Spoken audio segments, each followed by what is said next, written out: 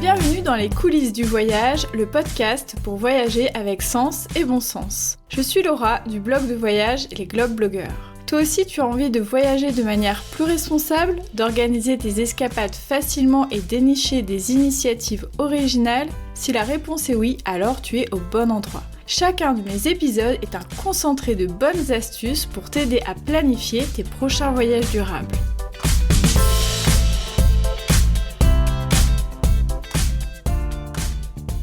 Hello, j'espère que vous allez bien. Cette semaine, un petit épisode complètement improvisé. J'ai vu passer une petite story de Lydie et je me suis dit tiens, ce serait un bel épisode de podcast. Et donc je l'ai tout simplement invitée, on va papoter toutes les deux ensemble et elle va nous parler du guide sur l'Ardèche qu'elle vient tout juste de sortir, il est tout chaud. Et pourquoi j'ai eu envie de l'inviter? Tout simplement parce que je ne connais rien du tout de l'Ardèche, mais maintenant je suis plus très loin vu que j'habite à Grenoble et je me suis dit que ça serait l'occasion aussi pour moi d'en découvrir plus. Donc je l'accueille tout de suite à mon micro. Salut Lydie, comment ça va? Bonjour Laura, ça va très bien. En direct de l'Ardèche, de la Drôme peut-être? Je sais plus où vous êtes situé exactement. Tu commences tout de suite avec les sujets qui fâchent. Ah mince. Je sais pas si tu sais qu'entre la Drôme et l'Ardèche, c'est une vraie guerre. Non, je ne savais pas. Ah si, non, je suis une Ardéchoise mais qui vit maintenant actuellement en Drôme. D'accord, ok. Mais c'est vrai qu'en fonction des régions, il y a pas mal de guerres de clochers comme ça. Donc, mais je exactement. ne savais pas. Je saurais, comme ça je ferai pas d'impair une prochaine. Si un jour tu viens, attention de quel côté du Rhône tu es. D'accord, très bien. Alors Lydie, déjà pour commencer, est-ce que tu peux te présenter, nous dire qui tu es, ce que tu fais, avant qu'on démarre plus sur ton guide? Alors je suis Lydie Bod, donc je suis la cofondatrice du blog Le Caillou au Hibou. Donc c'est un blog qu'on a ouvert avec mon mari il y a environ maintenant 6 ans et que j'ai professionnalisé depuis l'année dernière.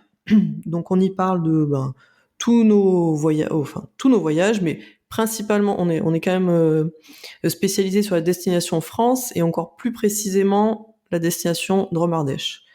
Donc on a un blog et évidemment tous les réseaux sociaux qui y sont associés. Et alors on se connaît quand même depuis un petit moment, enfin on se suit parce que je pense que votre blog commence déjà à avoir quelques années. Il a combien de temps déjà votre blog? Alors ça fait 6 ans. Ouais, donc ouais, je pense qu'on l'a connu au tout début. Nous ça fait 10 ans, donc on l'a connu au début. Et je t'ai jamais croisé physiquement, mais j'ai déjà croisé ton mari. On allait au restaurant ensemble. Exactement, c'est ce que j'allais dire. Ouais. Alors pour un blog trip, c'était pour une journée de découverte dans le Vercors. Donc voilà, rien de répréhensible. Non, ça va. On avait très bien mangé. Alors du coup, Lydie, si je t'ai invitée, c'est pour que tu nous parles de ton guide. Donc tu as fait un guide touristique spécialement dédié à l'Ardèche. Donc déjà, j'avais envie de te demander qu'est-ce qui t'a donné envie d'écrire ce guide et qu'est-ce que tu as envie de transmettre à travers cet ouvrage? Alors déjà, je vais commencer du début de l'histoire parce que c'est vraiment ce guide, c'est une opportunité qui m'a été donnée. En fait, avec Maxime, ça faisait longtemps qu'on avait cette idée qui nous trottait dans la tête, mais on pensait plus faire un e-book sans mauvais jeu de mots, un e-book plutôt qu'un guide papier. Et puis moi, je travaillais dans l'imprimerie, en fait. Et j'ai rencontré un éditeur qui a su que à côté de mon travail, à l'époque, j'avais ce blog. Et du coup, il m'a dit, mais en fait, ça fait longtemps que je veux faire un guide touristique sur l'Ardèche. Est-ce que ça te tente? Donc, j'ai dit bingo, on y va. Et c'est comme ça que le projet est né. Pour la deuxième partie de ta question sur qu'est-ce que j'ai envie de transmettre, en fait, c'était vraiment écrire un guide touristique fait par des enfants du pays, quoi. Voilà, montrer, parce que je suis ardéchoise, comme je l'ai dit tout à l'heure, et montrer les multiples visages de mon Ardèche natale, et voilà, et montrer que c'est un peu notre credo, ça, on en parle tout le temps, mais que vraiment que le voyage commence à 2 pas de chez soi, et que vraiment le tourisme régional, moi c'est quelque chose qui m'importe beaucoup. Et d'ailleurs, c'est un guide touristique pour les touristes de passage, mais principalement, moi je dirais même pour les Ardéchois, pour découvrir ou redécouvrir leur département. Alors, avant qu'on rentre dans les détails du guide, je voudrais déjà te demander, pour toi, c'est quoi l'Ardèche? Si tu devais présenter ce territoire à quelqu'un comme moi qui ne le connaît absolument pas, qu'est-ce que tu dirais? Alors, j'aime bien parler de cette phrase parce qu'un jour, j'ai croisé quelqu'un qui m'a dit, mais en fait, l'Ardèche, c'est une multitude de petits territoires très différents. Voilà, c'est plein de petites pièces. Et je suis complètement d'accord avec ça. Dans l'imaginaire, les gens ont beaucoup donc ce côté sud-Ardèche, les gorges, etc. Mais entre le nord et le sud, c'est complètement différent. Et moi, c'est ce que j'aime aussi dans ce département. C'est très grande diversité. Après, il y a aussi cette image de département enclavé. Moi, j'ai envie de dire, effectivement, c'est peut-être pas qu'une image. C'est vrai que quand même, faut bien le dire, on n'a pas de train de voyageurs.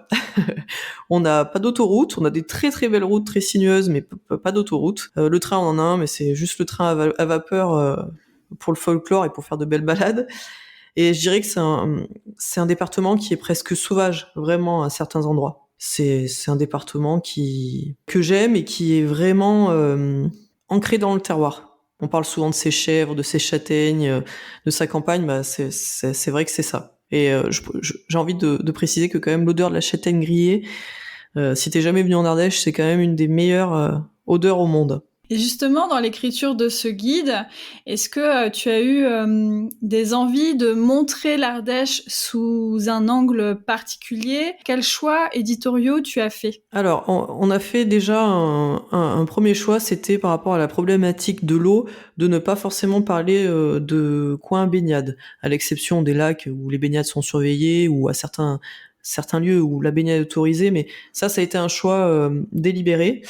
Et d'ailleurs, on s'en est tout de suite rendu compte parce que dès que j'ai parlé de prévente avec juste la couverture, donc les gens savaient pas exactement ce qu'il allait avoir dedans, j'ai eu plusieurs messages à me dire: ah, mais est-ce que tu vas nous donner tes coins secrets de baignade, etc.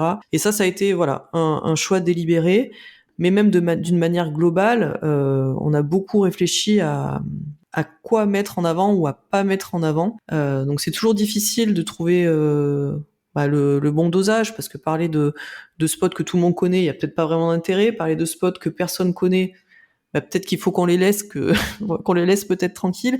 Donc ça, c'est vrai que ça a été une problématique, un fil rouge un peu tout le long de la rédaction de ce guide jusqu'à la fin, hein. Même je me souviens avec Maxime, parfois on n'était pas forcément d'accord. Est-ce qu'on garde celui-là, est-ce qu'on l'enlève, voilà. Donc on a essayé de rester droit dans nos bottes. Et pareil, on s'est posé la question par rapport au guide longtemps sur est-ce qu'on est obligé à la fin de faire un petit laïus sur les règles à suivre sans être trop paternaliste ou maternaliste, mais du coup on s'est dit que oui. En fait, on a fait toute une petite partie sur la fin avec par rapport aux feux de forêt, par rapport à faire attention à randonner, être bien chaussé, enfin des petites choses comme ça, mais qu'on s'est senti obligé de mettre pour faire de la prévention en même temps, puis rappeler des règles en fait. Moi, je travaille beaucoup avec les offices de tourisme et ce qui en ressort, c'est qu'en ce moment, oui, on est un petit peu obligé de remettre un petit peu les points sur les i parfois et voilà, et notifier aussi que peut-être certains endroits dont on parle seront un jour fermés, que ce soit définitivement ou temporairement. Je pense par exemple, alors dans le département voisin, mais la chute de la Druise par exemple, qui a été fermée temporairement, avec toujours ces problèmes justement de gens qui descendent en claquettes avec les accidents, l'obligation de venir chercher les gens en hélicoptère s'ils se font mal. Enfin voilà, c'est les deux grandes réflexions, je dirais, qu'on a eues dans ce guide. Et c'est vrai que c'est bien de rappeler que les conseils qu'on peut donner pour voyager, ou même des fois les règlements qu'il y a et qui sont imposés, ils sont pas là pour emmerder les gens. Ils ont vraiment une vocation. Moi qui voyage beaucoup en montagne, j'habite à côté de Grenoble, je suis encore sidérée quand je vois des gens faire des grosses randonnées. Je vais pas dire en tongs, mais ça s'est déjà vu, ou alors en Converse, etc., et qui se rendent pas compte. C'est-à-dire, c'est pas qu'une question de confort, c'est aussi une question de sécurité. Si t'es mal chaussé, tu peux te blesser, et en montagne, faire intervenir les secours, c'est très compliqué. Ça coûte de l'argent aussi, donc et puis c'est dangereux pour la personne en elle-même. Et puis voir les autres personnes qui l'accompagnent. Il y a toujours une bonne raison derrière. Je trouve qu'en France, parfois, on a toujours l'idée que il y a des règles juste pour embêter les gens, vraiment juste pour le plaisir d'embêter, alors que si on explique aux gens le bien fondé de ces règles, on comprend mieux. Je prends l'exemple aussi des chiens. Il y a des endroits où les chiens sont interdits. C'est pas pour embêter les propriétaires de chiens, c'est parce que les chiens peuvent déranger la faune, même s'ils sont très gentils, leur simple présence peut déranger la faune à des moments qui peuvent être critiques pour certaines espèces, par exemple. Ça peut être aussi pour éviter qu'ils soient en contact avec les patous, les chiens qui gardent les troupeaux. Oui. Voilà. Donc tout ça, voilà, il faut à un moment donné partager l'espace, et si on veut aussi en profiter sur le long terme, il y a des règles à respecter pour que tout le monde puisse en profiter, quoi. C'est vraiment ça. Exactement. Donc je trouve ça intéressant aussi que tu aies voulu mettre en avant des lieux moins connus, mais qui sont quand même prêts à accueillir des visiteurs, parce que c'est vrai qu'il y a des lieux qui sont secrets, mais qui sont pas faits pour être explorés, parce qu'ils sont pas, soit ils peuvent être dangereux d'accès, par exemple, soit Ouais. ils sont trop fragiles, donc s'il y a trop de monde, ça va être compliqué. Et je trouve que c'est un sacré parti pris, parce que c'est pas forcément le parti pris le plus payant, le plus vendeur, entre guillemets, mais c'est celui qui a, selon moi, le plus de sens. Donc c'est aussi pour ça que je voulais valoriser ton guide sur le podcast, parce que je trouve que c'est important. En plus, en ce moment, on en parle énormément dans l'actualité, la question du surtourisme, du fait que en France, il y a 80% des touristes qui vont sur 20% du territoire. Je crois que c'est ça les chiffres. On sent que effectivement, il y a une concentration des gens aux mêmes endroits, notamment l'été, et qu'en fait, il y a plein d'autres endroits en France qui sont chouettes aussi à découvrir. Donc autant les valoriser aussi. Exactement, oui, puis tu parles de la saisonnalité, ça aussi un petit peu tout le long du guide. On a essayé de dire, bon bah voilà, essayez, si c'est possible, de vraiment faire ça en hors saison. Je pense à l'automne. L'automne en Ouais. Ardèche, à certains endroits, peut être magnifique, bien mieux qu'en été. Et voilà, on a essayé aussi de montrer d'y aller hors saison ou tôt le matin. Moi, je pense, je te prenais l'exemple tout à l'heure du Gerbier. Le Gerbier, je crois que c'est, sans dire de bêtises, peut-être 50 000 personnes à l'année, voire plus. Non, peut-être même 500 000. J'oublie des zéros, mais c'est énorme. Mais par contre, nous, pour l'avoir fait un matin au lever de soleil, on était seuls, en plein été. Mais je te rejoins sur l'automne. Moi, je trouve que c'est notamment les vacances de la Toussaint, parce que bon, les gens sont aussi souvent conditionnés quand ils ont des enfants aux vacances scolaires.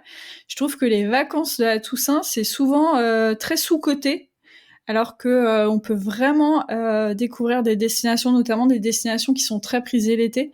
Je pense par exemple aux gorges du Verdon. Les gorges du Verdon en été, c'est juste l'enfer. Ouais. En automne, il y a quasiment personne, quoi. Donc c'est vrai qu'il y a souvent moins d'établissements d'ouverts, il y a moins de services, etc. Mais par contre, on a les paysages pour soi. La météo, franchement, du coup, elle est un peu plus douce aussi que l'été. On peut avoir des très très beaux automnes, donc je trouve que... Puis il y a des magnifiques couleurs. Moi Ah aussi, bah oui. je suis Non une mais fan de l'automne. et aussi, ça me fait rebondir sur autre chose, de se dire, c'est aussi quand même subjectif de se dire, est-ce que ce lieu est très connu ou pas? Ça a été Oui, aussi c'est difficile. compliqué, ouais. Ça a été très difficile tout le long du guide, parce que moi, personnellement, par exemple, dans le guide, je trouve que, bah, tous les spots sont, enfin, pour moi, tout le monde connaît ces spots. Mais en fait, non. Non.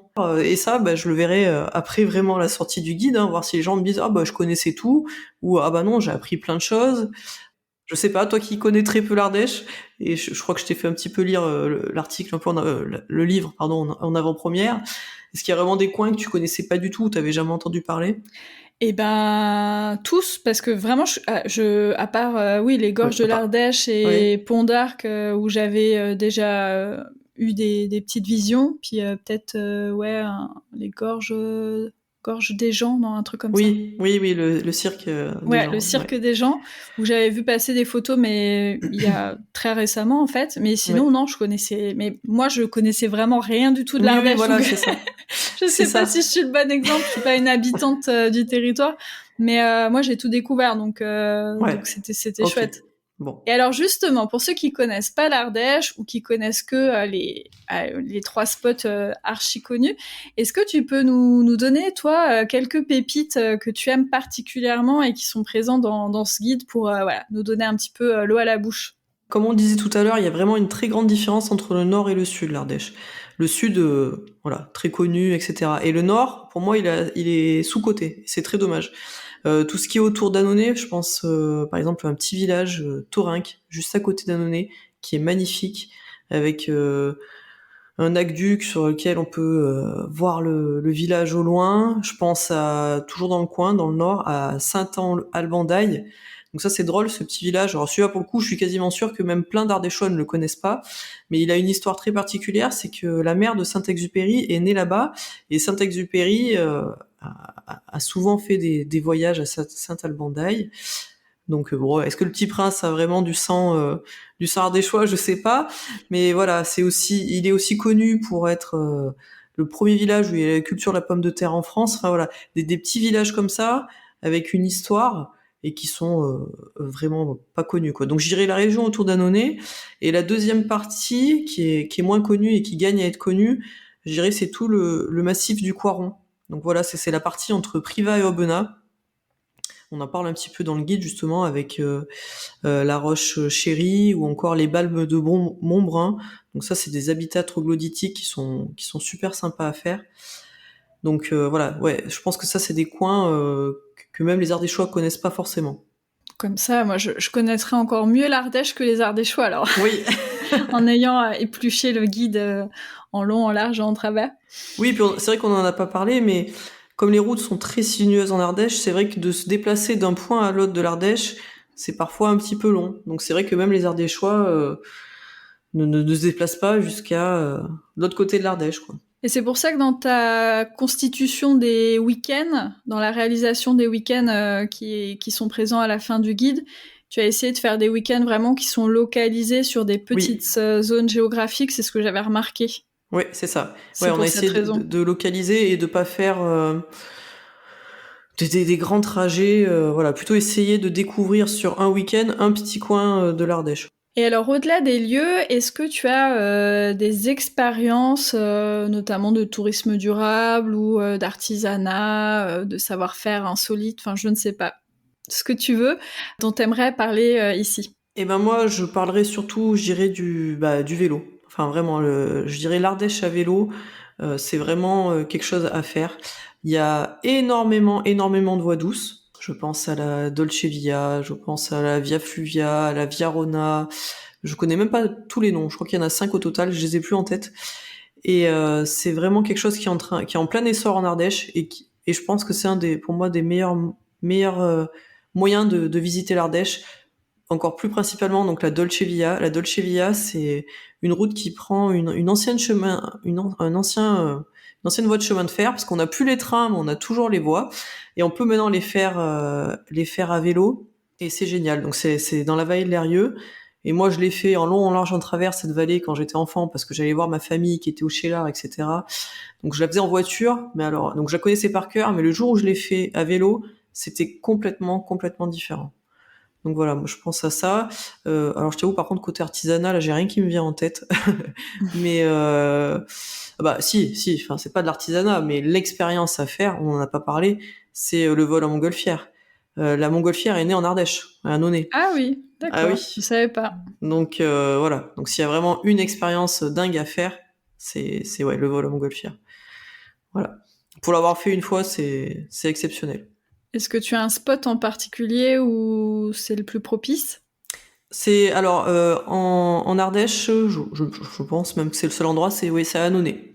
C'est vraiment à Annonay. Et après bon bah la montgolfière, hein, ça ne se dirige pas. Donc si vous avez de la chance et que les vents vous sont favorables, vous irez au-dessus de la vallée de la Canse, qui est un des coins les plus magnifiques à faire en montgolfière. Alors Lydie, avant qu'on se quitte, je voulais savoir, vu que c'est un podcast aussi autour du tourisme durable, si tu avais des initiatives à nous partager particulièrement intéressantes qui se déroulent justement en Ardèche. Eh ben, de ce que je sais déjà, on essaye en Ardèche de développer de plus en plus les transports en commun. Comme on a parlé tout à l'heure, l'Ardèche, c'est vrai que les routes sont très sinueuses, c'est assez enclavé. Certains endroits sont assez enclavés et c'est difficile d'y s'y rendre sans voiture personnelle. Et ça, je sais que c'est quelque chose qui est mis en place de plus en plus. Donc, développer tout ce qui est transport en commun. J'avais envie de parler aussi d'une action qui a été mise en place et qu'en plus on a fait la promotion en tant que créateur de contenu, c'est Cycloquette. Donc en fait, Cycloquette, c'est un label que les hébergeurs peuvent avoir. Donc c'est le principe de Cycloquette, hein, tout est un petit peu dans le nom, c'est d'avoir un vélo au pied de son lit. Donc c'est tous les hébergeurs qui proposent des locations de vélos, que ce soit vélo basique ou électrique, directement à l'hébergement. Voilà, ça on avait fait une campagne il y a 1 ou 2 ans avec l'ADT de l'Ardèche pour essayer de promouvoir un petit peu cette action-là. Alors, vu que l'été arrive, je pense qu'il y a des gens qui vont aller visiter l'Ardèche. Quelles seraient tes recommandations peut-être de lieux à éviter en été? Et puis, tes conseils plus globaux pour profiter au mieux de l'Ardèche, que ce soit en été ou à d'autres saisons? Alors, à éviter en été, bah oui, moi j'irais tout ce qui est le sud Ardèche, Pont d'Arc, parce que déjà il y a beaucoup de monde. Moi je sais que j'y vais absolument jamais en été. Et d'ailleurs je pense que la plupart des Ardéchois n'y vont pas l'été, ils profitent de leur saison. Il y a beaucoup de monde et pour la chaleur. Enfin voilà, même les randonnées, elles sont souvent assez peu ombragées, à l'exception de certaines, mais voilà.